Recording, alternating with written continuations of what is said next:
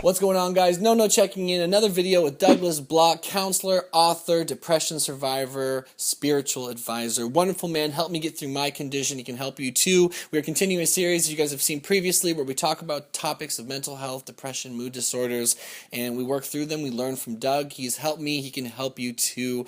Doug, go ahead and say hi. Hello, everybody. Nice to be here again. Today, we're going to talk about spirituality and how it can help us heal from depression. Do not be scared or discouraged if you don't like the topic of spirituality or God. I still think there's something here that can benefit you, so I just ask that you open your mind, open your heart, and give it a listen. See what Doug has to say.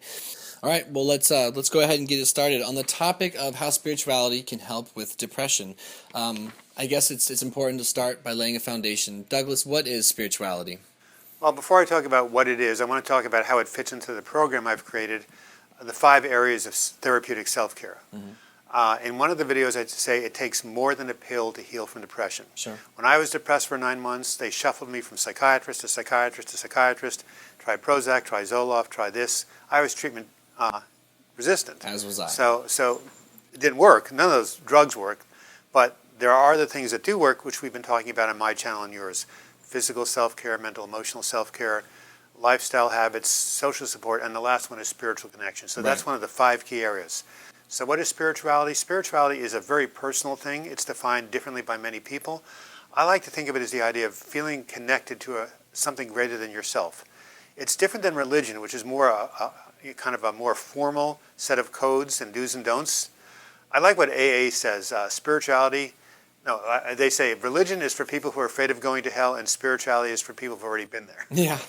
But anyways, feeling connected to something larger than yourself, Sure. An inner experience, that's my definition.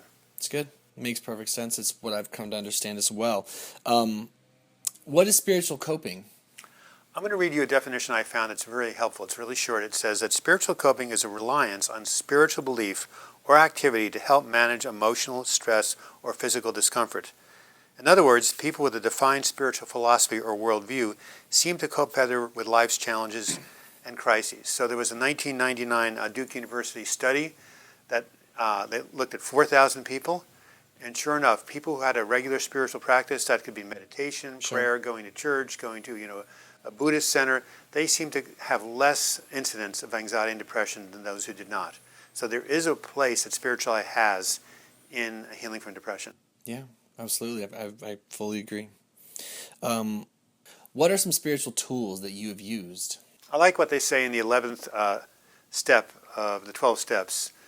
Sought through prayer and meditation to make conscious contact with our higher power. Right. Which, by the way, the higher power is a really nice term to describe that something greater than yourself. If you don't want to use the word God, If you don't want to define it specifically. Yeah, some people think that higher power is like nature or the sun or, One person in the clinic I worked at said my higher power is all my friends in my community. Sure. So prayer is one way, and there are many different kinds of definitions of prayer. And it's interesting that there's a guy named Larry Dossey who wrote a book called Healing Words, and he showed scientific experiments how prayer could actually affect the way that plants grow.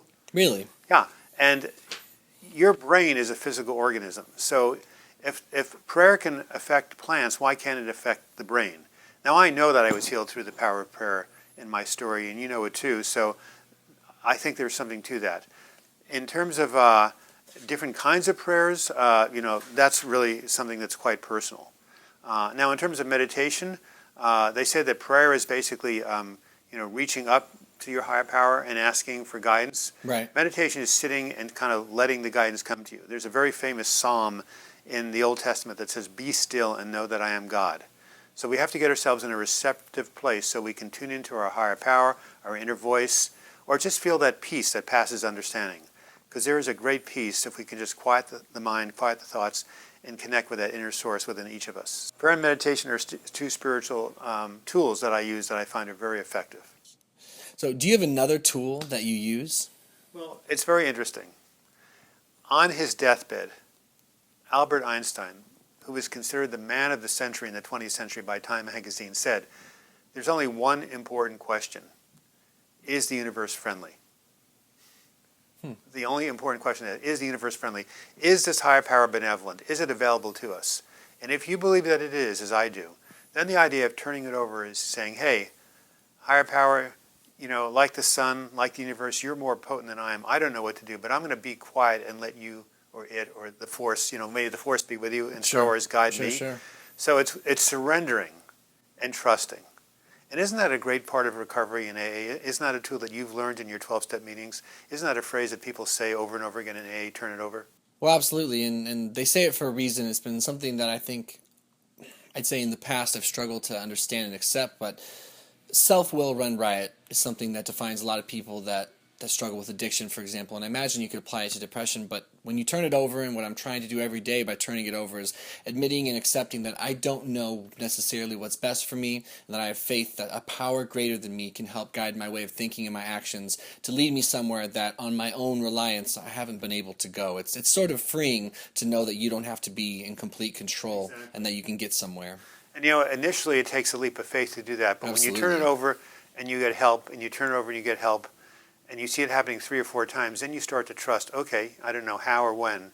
Just like I tell people, if you set the intention to heal and you reach out for support and pray for support and reach out to other people, you will get well. You don't have to know how it's going to happen. You just know that it will happen. Sure. And let the universe handle the details. Of course. Do you want to go ahead and there was a poem that you had picked out. A beautiful poem that was given to me by a client that I think really beautifully describes how spirituality helped her in her recovery. Okay. I call it Judith's Story. The name of the poem is called Calling Me. The darkness engulfed my soul. My screams of pain deafened me. Falling further away from reality, quieting the din of the storm, you reached out for me gently. Within your warmth I began to see your love broke through, and you patiently awaited until at last the darkness faded. And there's a dedication that says, to my Lord that came for me, deep within the darkness, to suffer, not eternally. Right. So that was a prayer of thanksgiving for the help that this person received in her darkest moment that basically allowed her to emerge from the darkness of depression and see the light of day. Awesome. And I think it'd be really, really worth mentioning and saying, as I know it was helpful to me, and some people really struggle with spirituality, is that, like you had already said, but just to reiterate, you don't have to specifically define it. I imagine, just like in a 12-step program that I'm working, if you can just get your head around the idea that something in the universe and the cosmos is bigger and greater than yourself, then you have the capacity to turn it over. You can just go out on a starry night and look at the sky, Sure. Or you just look at the sun, or just go into a forest or look at the ocean. You can just feel that we are like a little, speck in the great universe. Absolutely. Thanks, Doug. You're welcome.